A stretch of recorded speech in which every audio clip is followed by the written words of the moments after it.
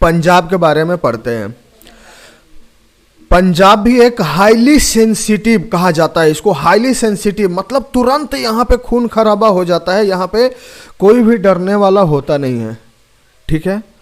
तो बहुत highly sensitive राज्य कहा जाता है पंजाब। मतलब कि यदि हम जम्मू कश्मीर के बाद कोई राज्य बोले हैं कि सबसे ज़्यादा मतलब सेंसिटिव कौन है, जहाँ पे कभी भी सिचुएशन खराब हो जाती है, बिगड़ जाती है, कभी भी हत्याएं हो जाती है और हत्याएं हो चुकी है, तो जम्मू एंड कश्मीर के बाद पंजाब का ही स्थान आता है। 1980 के दशक में पंजाब में भी बड़े बदलाव आए। इस प्रांत की सामाजिक बुनावट विभाजन के समय पहली बार बदली थी। पंजाब का बंटवारा हुआ था, पता है ना। पंजाब का आधा भाग पाकिस्तान के पास है और आधा हमारे पास है। मतलब पंजाब से पाकिस्तान की सीमा होके गुजरती है। उसके बाद भी कई लोग आपस में रिलेटेड हैं, बातचीत चलती रहती है उनकी। और बहुत सारे पाकिस्तान के लोग हैं, जैसे आर्मी के लोग, और जो भारत को तोड़ना चाहते हैं, वो जो खालिस्तानी लोग हैं, खालिस्तानी ग्रुप है जो भारत के खिलाफ बात करता है, उनसे कांटेक्ट में रहते हैं वो, ठीक है। तो पंजाब की कहानी देखते हैं। तो पहली बार इसमें परिवर्तन कब आया था? जब हमारे देश का बंटवारा हुआ था, पंजाब भी बांटा गया था। बाद में इसके कुछ हिस्सों से हरियाणा और हिमाचल प्रदेश नामक राज्य बनाए गए। पंजाब से ही हरियाणा भी निकला है और पंजाब से ही हिमाचल प्रदेश भी निकला है। क्लियर है बात? हरियाणा की तो अभी भी राजधानी चंडीगढ़ है और पंजाब की भी चंडीगढ़। समझ रहे बात को? इससे भी पंजाब की सामाजिक संरचना बदली। हालांकि 1950 के दशक में देश के शेष हिस्से को भाषाई आधार पर पुनर्गठित किया गया था, लेकिन पंजाब को 1966 तक इंतजार करना पड़ा था। भाषा के आधार पे पूरा मिक्स करके पंजाब था, लेकिन सिर्फ पंजाबी बोलने वालों के लिए भाषा के आधार पे पंजाब कब बटा? 1966 में। इस साल पंजाबी भाषी प्रांत का निर्माण हुआ था। सिखों की राजनीतिक शाखा के रूप में 1920 के दशक में अकाली दल का गठन हुआ। अकाली दल का गठन सोचो कब हुआ था? 1920। 1947 में हमारा देश आजाद हुआ था और 1920 में अकाली दल का गठन हुआ था। अकाली दल ने पंजाबी सूबा के गठन का आंदोलन चलाया था। किसने आंदोलन चलाया था? अकाली दल ने, कि पंजाब आजाद हो जाए। अकाली दल ने पंजाबी सूबा के गठन का आंदोलन चलाया था। पंजाबी भाषी सूबे में सिख बहुसंख्यक हो गए। पंजाबी भाषी सूबे में सिख बहुसंख्यक थे, याद रखना। हिंदू भी थे, लेकिन बहुसंख्यक कौन थे? पंजाबी सरदार, ठीक है, इतना ध्यान रखना। इसलिए आगे जाके अभी हिंदुओं का कत्लेआम भी हुआ है, बहुत ज्यादा हिंदुओं का कत्लेआम हुआ है पंजाब में, याद रखना इस बात को। तो राजनीतिक संदर्भ देखते हैं कि उस समय पंजाब में राजनीति में क्या चल रहा था। पंजाब सूबे के पुनर्गठन के बाद अकाली दल ने यहाँ 1967 और इसके बाद 1977 में सरकार बनाई। अकाली दल का सरकार आया। अकाली दल खुद बनी थी 1920 में, बहुत दिन तक आंदोलन चलाया और उसके बाद उसकी सरकार आई थी 1967-1977 में। लेकिन दोनों ही मौके पर गठबंधन की सरकार बनी थी। पूर्ण बहुमत अकाली दल को नहीं मिला था। अकालियों के आगे यह बात स्पष्ट हो चुकी थी कि सूबे के नए सीमांकन के बावजूद उनकी राजनीतिक स्थिति डामाडोल है। अब जैसे देखो, अभी मोदी जी गुजरात में 150 से ज्यादा सीट लाए, तो कहने का मतलब है क्लीन स्वीप है। लेकिन अकाली दल को ऐसा समर्थन पंजाब में उस समय नहीं मिला था। पहली बात तो यह कि उनकी सरकार को केंद्र ने कार्यकाल पूरा करने से पहले बर्खास्त कर दिया गया था। दूसरे, अकाली दल को पंजाब के हिंदुओं के बीच कुछ खास समर्थन नहीं मिल रहा था। पहला, केंद्र सरकार सपोर्ट नहीं की थी, और दूसरा, पंजाब में जो हिंदू रह रहे थे वो अकाली दल को सपोर्ट नहीं कर रहे थे, क्योंकि ये सिर्फ पंजाबी बात कर रहे थे, या सिर्फ सिख समुदाय की बात कर रहे थे, हिंदुओं की बात नहीं कर रहे थे। तीसरा कारण क्या था उनके कम सपोर्ट होने का? कि सिख समुदाय भी दूसरे धार्मिक समुदायों की तरह जाति और वर्ग के धरातल पर बटा हुआ था। सिख में भी दलित थे, सिख में भी फॉरवर्ड क्लास और बैकवर्ड क्लास था। तो एक क्लास अकाली दल को सपोर्ट कर रहा था, दूसरा नहीं कर रहा था। इस चक्कर में अकाली दल को पूरा समर्थन नहीं था, पूर्ण बहुमत नहीं मिल रहा था। कांग्रेस को दलितों के बीच, चाहे वे सिख हो या हिंदू, अकालियों से कहीं ज्यादा समर्थन प्राप्त था। चाहे दलित हिंदू हो या चाहे दलित सिख हो, दोनों ही कांग्रेस को सपोर्ट कर रहे थे। तो अकाली दल को समर्थन ज्यादा प्राप्त नहीं था। इन्हीं परिस्थितियों के मद्देनजर 1970 के दशक में अकालियों के एक तबके ने पंजाब के लिए स्वायत्तता की मांग उठाई। लो, अब जैसे कश्मीर में स्वायत्तता की मांग उठ रही थी, वैसे अब अकालियों ने क्या मांग उठा दी 1970 में। इनको लगा कि यदि स्वायत्तता की मांग करेंगे तो पंजाबी लोग खुश हो जाएंगे कि अरे भाई ये तो स्वायत्तता की मांग कर रहा है, ये बहुत अच्छा पार्टी है, बहुत अच्छा पार्टी है, इसको समर्थन करो। 1973 में आनंदपुर साहिब में हुए एक सम्मेलन में इस आशय का प्रस्ताव पारित हुआ। आनंदपुर साहिब कोई गुरुद्वारा है, वहां पर क्या हो गया, एक प्रस्ताव पारित हुआ कि हम लोग स्वायत्तता की मांग करेंगे 1973 में। आनंदपुर साहिब प्रस्ताव में क्षेत्रीय स्वायत्तता की बात उठाई गई थी। प्रस्ताव की मांगों में केंद्र राज्य संबंधों को पुनर्परिभाषित करने की बात भी शामिल थी। इस प्रस्ताव में सिख कौम की आकांक्षाओं पर जोर देते हुए सिखों के बोलबाला का ऐलान किया गया। मतलब सिखों का प्रभुत्व, सिखों के वर्चस्व का ऐलान किया गया कि अब जो पंजाब बनेगा उसमें किसका वर्चस्व रहेगा, सिख समुदाय का। यह प्रस्ताव संघवाद को मजबूत करने की अपील करता है। ठीक है भाई, जो तुम्हारी लोकेलिटी है वहां पर मजबूत रहो, लेकिन वहाँ पे हिंदू अल्पसंख्यक है या कोई और अल्पसंख्यक है, मुसलमानों को तो कोई नहीं मारता है, अल्पसंख्यक हो या बहुसंख्यक हो। बहुसंख्यक रहेगा तो मुस्लिम ही मार देगा, लेकिन अब हिंदू अल्पसंख्यक है तब हिंदू को परेशान करेंगे।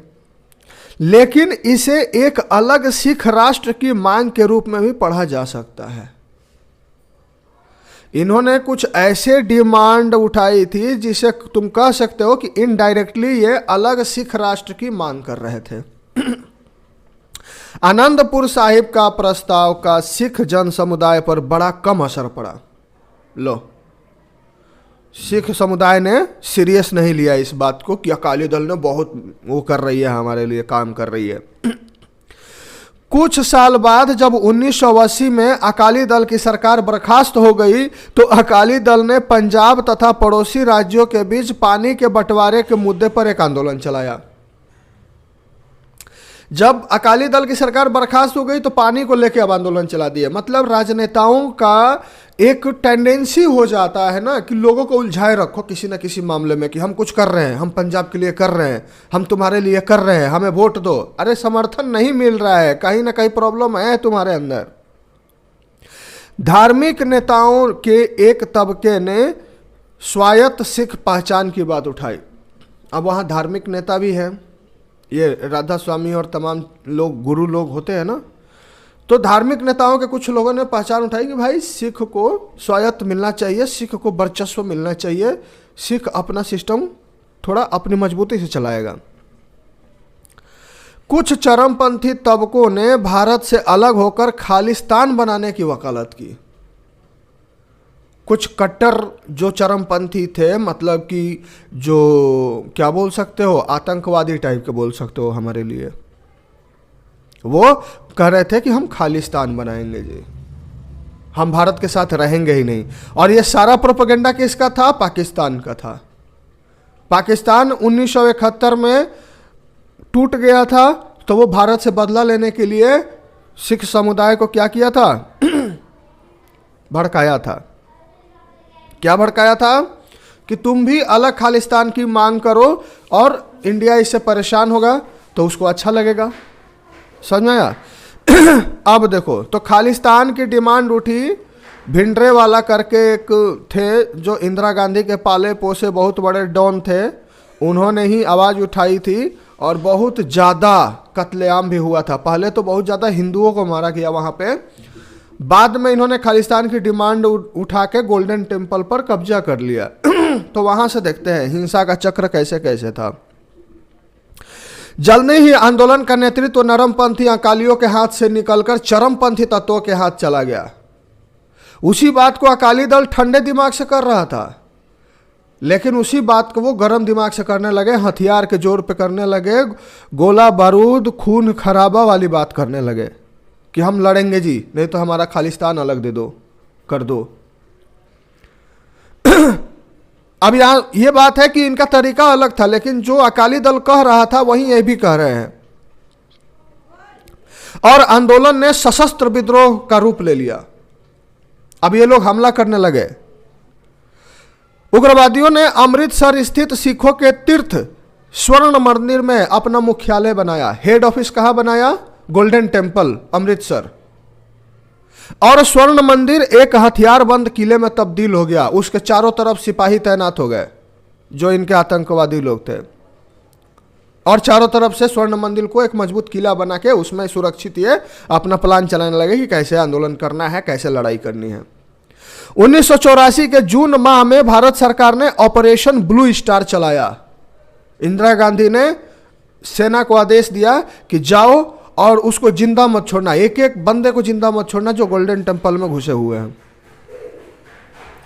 यह स्वर्ण मंदिर में की गई सैन्य कार्रवाई का कुटनाम था। ऑपरेशन ब्लू स्टार क्या था? वो जो सैन्य कार्रवाई हुई थी उसी का उपनाम था। इस सैन्य अभियान में सरकार ने उग्रवादियों को तो सफलतापूर्वक मार भगाया, लेकिन सैन्य कार्रवाई से ऐतिहासिक स्वर्ण मंदिर को क्षति भी पहुंची। भाई उनके भगवान, उनके गुरु वही स्वर्ण मंदिर में हैं, और उस मंदिर को बहुत क्षति पहुंची थी इस लड़ाई में। इससे सिख की भावनाओं को गहरी चोट लगी। भारत और भारत के बाहर बसे अधिकतर सिखों ने सैन्य अभियान को अपने धर्म विश्वास पर हमला माना। उन्होंने सोचा कि ये पंजाबियों पे, हमारे धर्म पे हमला कर रही है सरकार। इन बातों से उग्रवादी और चरमपंथी समूहों को और बल मिल गया। पहले 2 सपोर्टर थे, अब 8 सपोर्टर हो गए, 6 और जुड़ गए, क्योंकि सारे पंजाबी क्या मानने लगे जो देश में रहते थे या विदेश में रहते थे कि भारत सरकार सिख समुदाय के खिलाफ काम कर रही है। समझ आया? कुछ और त्रासद घटनाओं ने पंजाब की समस्या को एक जटिल रास्ते पर खड़ा कर दिया। प्रधानमंत्री इंदिरा गांधी की 31 अक्टूबर 1984 के दिन उनके आवास के बाहर उन्हीं के अंगरक्षकों ने हत्या कर दी। क्लियर है? सतवंत सिंह, बतवंत सिंह दोनों इनके बॉडीगार्ड थे, और उस दिन बुलेट प्रूफ जैकेट भी नहीं पहनी थी इंदिरा गांधी। किसी ब्रिटिश मीडिया को इंटरव्यू देने जा रही थी और उनको पता था ये बात, और तुरंत सारी की सारी गोली अपने बंदूक की इंदिरा गांधी को दाग दी। ये अंगरक्षक सिख थे और ऑपरेशन ब्लू स्टार का बदला लेना चाहते थे। एक तरफ पूरा देश इस घटना से शोक संतप्त था, तो दूसरी तरफ दिल्ली सहित उत्तर भारत के कई हिस्सों में सिख समुदाय के विरुद्ध हिंसा भड़क उठ चुकी थी। हिंसा भड़क उठी। उसी समय राजीव गांधी से पूछा गया तो राजीव गांधी ने कहा था कि जब बड़ा पेड़ गिरता है तो धरती हिलती है, मतलब धरती हिल रही थी, मतलब सिख मारे जा रहे थे।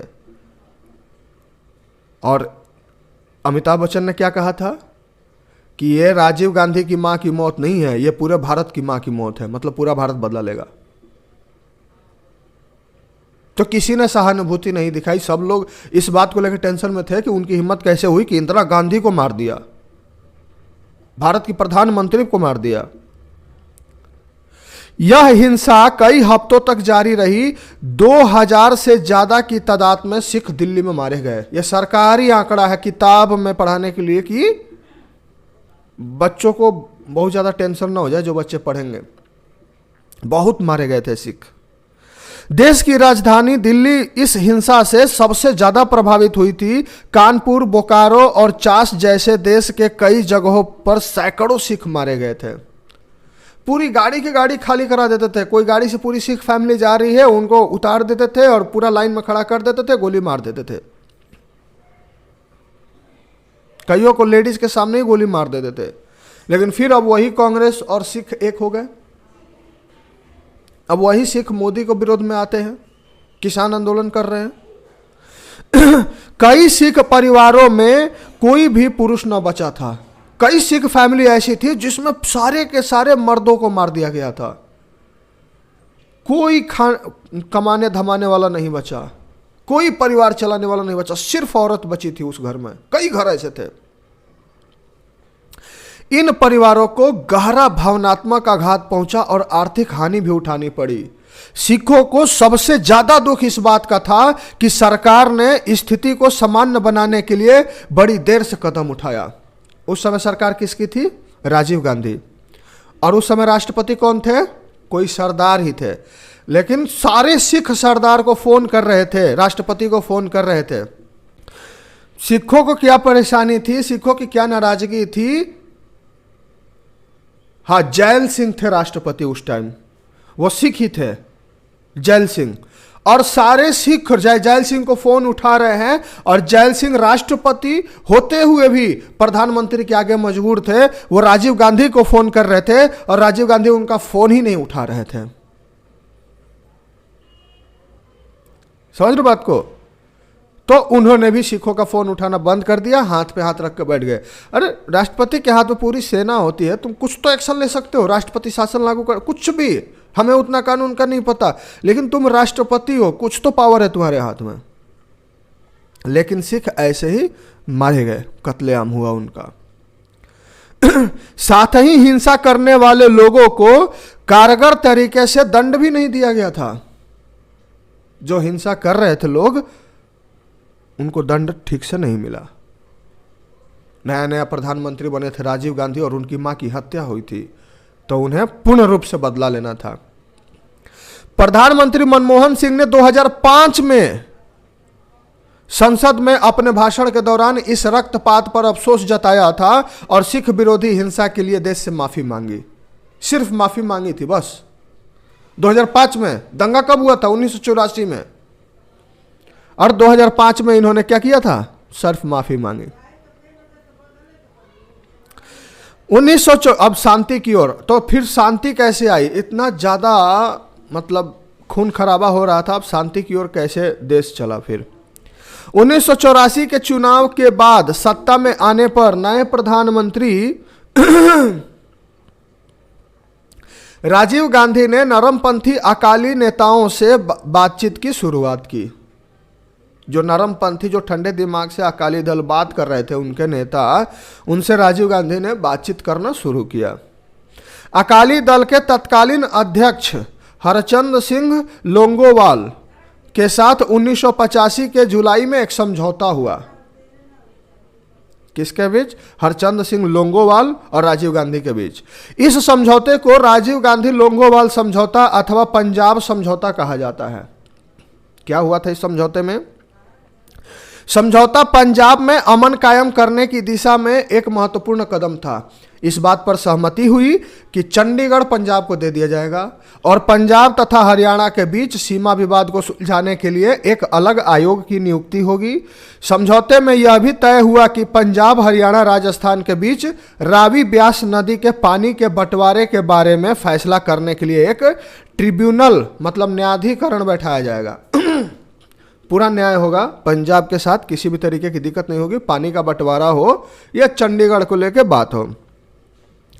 समझौते के अंतर्गत सरकार पंजाब में उग्रवाद से प्रभावित लोगों को मुआवजा देने और उनके साथ बेहतर सलूक करने पर राजी हुई। जो भी लोग मारे गए या बहुत लोग प्रभावित थे, तो उनको सरकार मुआवजा देने के लिए राजी हुई और आगे जाके उनके खिलाफ कोई कार्रवाई नहीं की जाएगी, इसके लिए भी सरकार राजी हो गई कि अब मामला खत्म, जो हो गया सो हो गया, बात खत्म करो, अब देश को चलने दो। साथ ही पंजाब से विशेष सुरक्षा बल अधिनियम को वापस लेने की बात पर भी सहमति हुई। पंजाब में सुरक्षा बल ज़्यादा थे, जैसे कश्मीर की हालत थी वैसे कभी पंजाब की हालत थी, तो वो सहमति हुई कि अब सुरक्षा बल यहाँ से कम किया जाए धीरे धीरे, ताकि अमन चैन बहाल हो। बहरहाल पंजाब में न तो अमन आसानी से कायम हुआ और न ही समझौते के तत्काल बाद कायम हुआ। बहुत दिन लगे अमन कायम होने में, धीरे धीरे धीरे, क्योंकि पंजाब बहुत सेंसिटिव इलाका है। अभी देखो कुछ दिन पहले एक सिंगर को मार दिया गया था। वहाँ पे ज़्यादातर लोग नशे की हालत में किसी को भी मार देते हैं, कुछ भी हो सकता है कभी भी। पंजाब है, सरदारों का स्टेट है। हिंसा का चक्र लगभग 1 दशक तक चलता रहा। करीब 10 साल तक वहां हिंसा चलता रहा, लोग मारे जाते रहे। कौन मारे गए होंगे? हिंदू। हिंदू ही हिंदू को मार रहा था। सिख भी तो हिंदू ही थे पहले। हिंदू से ही एक एक लोग लेके हर घर से और गुरु नानक देव जी ने सिख पंथ की स्थापना की थी, और हिंदू ही हिंदू को मार रहा था। उग्रवादी हिंसा और इस हिंसा को दबाने के लिए की गई कार्रवाइयों में मानवाधिकार का व्यापक उल्लंघन हुआ। मानवाधिकार का भी उल्लंघन होता रहा। मतलब किसी भी आदमी को तुम अत्यधिक नहीं सता सकते। मानवाधिकार पूरा इंटरनेशनली काम करता है, लेकिन उसका कई बार उल्लंघन हुआ। साथ ही पुलिस की ओर से भी ज्यादती हुई। पुलिस ने भी बहुत ज्यादती की, किसी का केस लिया, किसी का नहीं लिया। खास करके पुलिस में कौन होंगे? सरदार होंगे, तो हिंदुओं की बात बहुत कम सुने। राजनीतिक रूप से देखे तो घटनाओं के इस चक्र में अकाली दल बिखर गया। अकाली दल टूट गया। केंद्र सरकार को राज्य में राष्ट्रपति शासन लागू करना पड़ा। सरकार गिर गई। क्या हो गया? राष्ट्रपति शासन लागू हो गया। इस राज्य में सामान्य राजनीतिक और चुनावी प्रक्रिया भी बाधित हुई। संशय और हिंसा से भरे माहौल में राजनीतिक प्रक्रिया को फिर से पटरी पर लाना इतना आसान नहीं था। 1992 में पंजाब में चुनाव हुए तो महज 24% मतदाता वोट डालने के लिए आए। सारे लोग घर में सो रहे थे, गुस्से में थे, वोट ही नहीं डालेंगे। मात्र 24% लोग वोट डालने आए थे। उग्रवाद को सुरक्षा बलों ने आखिरकार दबा दिया, लेकिन पंजाब के लोगों ने, चाहे वे सिख हो या हिंदू, इस क्रम में अनगिनत दुख उठाए थे। 1990 के दशक में मध्यवर्ती वर्षों में पंजाब में शांति बहाल हुई। 1990 के मध्यवर्ती दशक में 1990 के दशक के मध्यवर्ती टाइम में शांति बहाल हुई। 1997 में अकाली दल भाजपा के साथ गठबंधन को बड़ी विजय मिली। यह अटल बिहारी वाजपेयी का समय था। अकाली दल और भाजपा दोनों ने मिलकर चुनाव लड़ा, सरकार बनी और तब शांति कायम हुई। उग्रवाद के खात्मे के बाद के दौर में पंजाब का पहला चुनाव हुआ था। ये राज्य में एक बार फिर आर्थिक विकास और सामाजिक परिवर्तन के सवाल प्रमुख हो उठे। अब सारे लोग एक ही बात कर रहे थे कि आर्थिक विकास हो और सामाजिक परिवर्तन हो, पंजाब की तरक्की हो। आतंकवाद फिर थम गया। मारकाट, हिंसा, आगजनी, हत्या, लूट सब रुक गया। हालांकि धार्मिक पहचान यहाँ की जनता के लिए लगातार प्रमुख बनी हुई है, लेकिन राजनीति अब धर्मनिरपेक्षता की राह पर चल पड़ी है। मतलब अभी भी लोग कहते हैं कि नहीं, इसको सिख बहुल है और सिख को ज़्यादा मजबूती, ज़्यादा वर्चस्व मिलना चाहिए। लेकिन अब पंजाब में राजनीति कैसी हो गई है? धर्मनिरपेक्षता। वो किसी एक पर्टिकुलर धर्म को सपोर्ट नहीं करते, फैसिलिटी नहीं देते, सबको बराबर समान अधिकार है। क्लियर है?